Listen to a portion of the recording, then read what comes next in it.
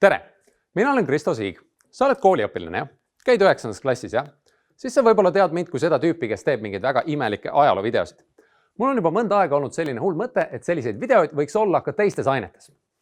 Hiljuti võttis minuga ühendust Delfi, et meil on pandeemia, distantsõpe, eksamid lähenevad, õpilased on paanikas.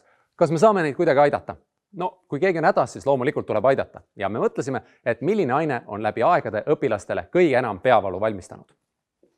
Eks ikka, matemaatika, mis siin pikalt mõelda, võtsin oma videoõpsi meeskonna ja lõime Delfiga käed, et aidata 9. klassi õpilastel matemaatika lõpueksamiks valmistuda. Aga muidugi ma ei ole matemaatikas selline äss, et suudaksin teile kõik teemad hoobilt selgeks teha. Õnneks oli mul kooli ajal suurepärane matemaatikaõpetaja Anne Küüsmaa ja tema oli lahkelt valmis mulle appi tulema, head nõu andma ja üle vaatama, et ega ma teile mingit soga ei aja.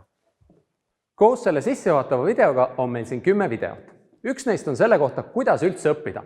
Seal ma annan soovitusi, kuidas neid videoid vaadata ja mida veel teha, et kõik matemaatika teemad saaksid väga hästi selgeks ja et sul läheks eksamil suurepäraselt.